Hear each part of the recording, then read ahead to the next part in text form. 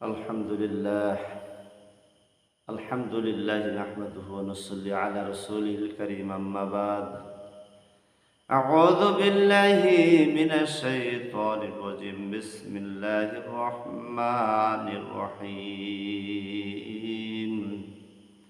واعبدوا الله ولا تشركوا به شيئا وبالوالدين إحسانا وبذي القربى واليتامى والمساكين والجار ذي القربى والجار ذي الجنوب والصاحب بالجنب وابن السبيل وما ملكت أيمانكم إن الله لا يحب من كان মুক্তালাং ফাকুর।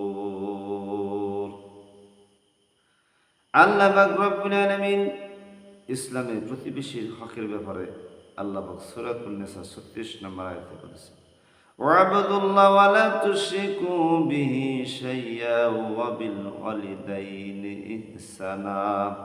আল্লাহ পাক রব্বুল আলামিন বলে, তোমরা আল্লাহর ইবাদত করো, আল্লাহর ইবাদত করো আর আল্লাহর ইবাদতের সাথে আল্লাহর সাথে শিরক করো না।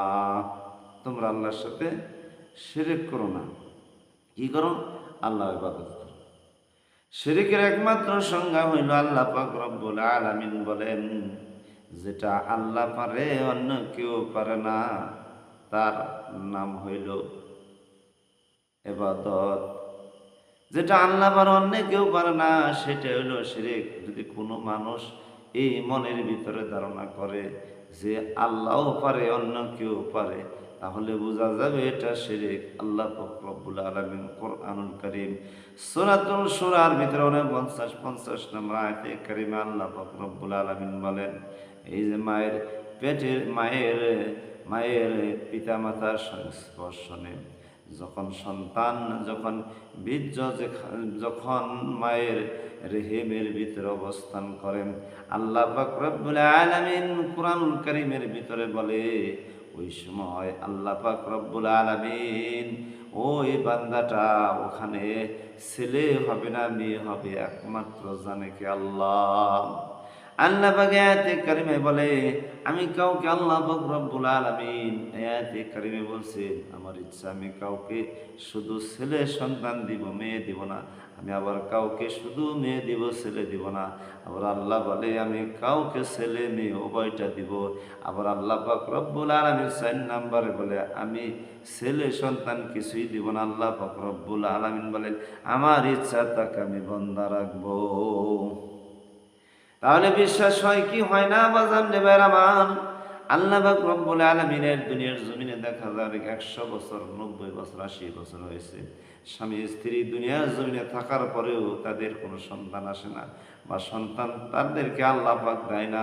পরীক্ষা স্বরূপ তাদের দুনিয়ার জমিন হইতে আল্লাহ এইরকমভাবে সন্তানহীন অবস্থায় দুনিয়ার জমিন হইতে পিতা মাতা কবরের মধ্যে চলে গেছে। এইরকম ঘটনা অহরহ অনেক জায়গার মধ্যে বিদ্যমান রয়েছে। তাহলে আল্লাহ পাক রব্বুল আলামিন বলেন, তোমরা ইবাদত করো, ইবাদতের সাথে শিরক করো না। আল্লাহ শিরককারী কে জুলুম হিসেবে আখ্যায়ন করেছেন আল্লাহ পাক রব্বুল আলামিন সূরাতুল লুকমানের ভিতরে বলে, লুকমান আলাইহিস সালাতু ওয়াস সালাম তার সন্তানকে যখন উপদেশ দিতে বলেছে, ইয়া বুনাইয়া লা তুশরিক বিল্লাহি শাইয়্যা ইন্না শিরকা লা যুলমুন আযীম, হে আমার আদরের সন্তান, শিরক করো না, আল্লাহর সাথে শিরক করো, নিশ্চয়ই শিরক বড় জুলুম। আল্লাহ পাক রব্বুল আলামিন তারপরে বলে, ওয়াবিল ওয়ালিদাইনি ইহসানা। আল্লাহ পাক রব্বুল আলামিন বলেন, পিতা মাতা যদি কারো জীবনে, যদি কোনো ব্যক্তির জীবনে যদি পিতা মাতা বেঁচে থাকে, তাহলে পিতা মাতার সাথে ভালো ব্যবহার করো, তাদের সাথে ভালো ব্যবহার করো, তাদের সাথে নরম ভাষায় কথা বলো, তাদের সাথে মন ব্যবহার করো না যাতে তারা মনে কষ্ট পায়। তোমার পিতামাতার ভিতর থেকে একজন যদি দুনিয়ার জমিন হইতে চলে যায়, আর একজন যদি থাকে, তার সাথে তুমি ভালো ব্যবহার করো। কিতাবের ভিতরে রাসূলুল্লাহ সাল্লাল্লাহু আলাইহি সাল্লাম বলেছেন, 3 ব্যক্তিকে তিন ব্যক্তির সবচেয়ে বড় তিনটা গুনাহ হইল, সবচেয়ে বড় তিনটা গুনাহ হাদিসে রাসূলুল্লাহ বলছে, এক নম্বর হলো আল্লাহর সাথে শিরক করা, দুই নম্বরে পিতা মাতার নাফরমানি করা। যে ব্যক্তি তার পিতা মাতার সাথে নাফরমানি করবে তার প্রতিভোগ দুনিয়াতেও সে পাবে এবং আখিরাতেও সে পাবে। এই জন্য পিতা মাতা যাদের আছে তাদের সাথে আমরা কি করি? ভালো ব্যবহার করি, তাদের সাথে নরম ব্যবহার করি। আল্লাহ পাক রব্বুল আলামিন বলেন আয়াতের কারিমার ভিতরে, আল্লাহ পাক রব্বুল আলামিন বলেন তোমরা কি করো? তোমরা তোমরা পিতা মাতার সাথে ভালো ব্যবহার করো, আত্মীয় স্বজন, পিতৃহীন, দরিদ্র, সম্পর্কহীন, প্রতিবেশী, পার্শ্ববর্তী, সহচর, প্রতিকূল, তোমাদের দাস দাসীর সাথে তোমরা ভালো ব্যবহার করো। আয়াতের ভিতরে বলেছেন, কি বলেছেন?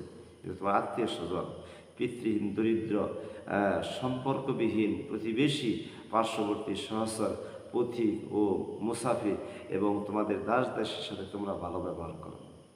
তাহলে আল্লাহ পাক রব্বুল আলামিন বলেছেন নিশ্চয়ই আল্লাহ অহংকারীকে ভালোবাসে না। তাহলে প্রতিবেশীর হক সম্পর্কে এখানে আয়াতে কারিমায় বলা হয়েছে যে প্রতিবেশীর সাথে হাদিসে রাসূলুল্লাহ সাল্লাল্লাহু আলাইহি সাল্লাম বলেছেন প্রতিবেশীকে যে কষ্ট দিবে তার জন্য কি জান্নাত হারাম। রাসূলুল্লাহ সাল্লাল্লাহু আলাইহি সাল্লাম বলেছেন প্রতিবেশীকে কষ্ট দিলে জান্নাত হারাম। আবু হুরায়রা রাদিয়াল্লাহু আনহু থেকে রাসূল সাল্লাল্লাহু আলাইহি সাল্লাম বলেছেন কোনো ব্যক্তি যদি তার প্রতিবেশী তাকে কি করে, তার অনিষ্ট থেকে, তার কথার থেকে, তার ক্ষতির থেকে কি হয়, অনিষ্ট থেকে, তার ক্ষতির থেকে প্রতিবেশী নিরাপদ থাকে না, ওই প্রতিবেশী জান্নাতে প্রবেশ করে না। মুসলিম শরীফের হাদিস। রাসূলুল্লাহ সাল্লাল্লাহু আলাইহি সাল্লাম বলেছেন যে প্রতিবেশীর হক নষ্ট করলে 10 গুণ বেশি গুনাহ হবে। মিকদাদ ইবনে আসওয়াদ রাদিয়াল্লাহু আনহু থেকে বর্ণিত রাসূল সাল্লাল্লাহু আলাইহি সাল্লাম বলেছেন যে আপনি অন্য একটা মানুষের সাথে যে অপরাধ করবেন, গুনাহ করবেন, সেই গুনার যে প্রতিফল হবে 1 গুণ, আর আপনার নিকট প্রতিবেশীর সাথে আপনি গুনাহ করলে সেটা হবে 10 গুণ। আপনি যদি আপনার প্রতিবেশীর সাথে জেনা করেন তাহলে 10 গুণ হবে সেই জেনার অপরাধটা। আল্লাহ পাক আমাদেরকে বুঝার ও মানার তৌফিক দান করুক যে আল্লাহ এই ধরনের অপরাধ থেকে আমরা যেন বাঁচতে পারি, আমাদের প্রতিবেশীর সাথে যেন আমরা ভালো ব্যবহার করতে পারি। হাদিসে রাসূলুল্লাহ সাল্লাল্লাহু আলাইহি সাল্লাম বলেছেন, আব্দুল্লাহ ইবনে আমর রাদিয়াল্লাহু আনহু বর্ণিত রাসূল সাল্লাল্লাহু আলাইহি সাল্লাম বলেছেন যে আল্লাহর কাছে ভালো হতে হলে প্রতিবেশীর সাথে ভালো ব্যবহার করতে হবে, প্রতিবেশীর সাথে ভালো ব্যবহার করতে হবে। রাসূল সাল্লাল্লাহু আলাইহি সাল্লাম বলেছেন তোমার প্রতিবেশী তোমাকে সাক্ষ্য দিবে, তোমার আচার ব্যবহারে তোমার প্রতিবেশী তোমাকে সাক্ষ্য দিবে তুমি কীরকম, আর তোমার প্রতিবেশী তোমাকে সাক্ষ্য দিবে তোমার ব্যবহার আচার কীরকম। তাহলে বোঝা যায় যে হ্যাঁ, প্রতিবেশীকে কষ্ট দিলে, দুঃখ দিলে সে প্রতিবেশী আপনার কি দিবে, আপনার বিরুদ্ধে সাক্ষ্য দিবে। যদিও সাক্ষ্য সরাসরি না দেয়, তবে অন্তরের ভিতরে, মনের ভিতরে জানা যে আমার এই প্রতিবেশী আমাকে সর্বসময় আমাকে কষ্ট দিত, আমাকে জ্বালা যন্ত্রণা করত।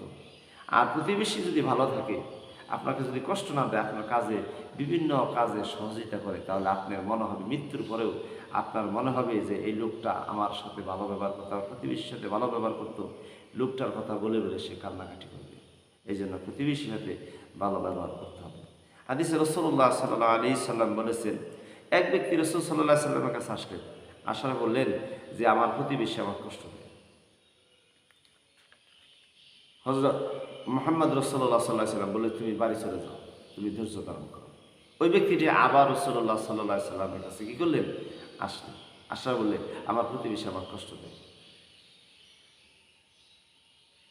রাসূল সাল্লাল্লাহু আলাইহি সাল্লাম বললেন তোমার সামানাগুলা তুমি নিয়ে কি করো, রাস্তার মধ্যে ফেলে দাও।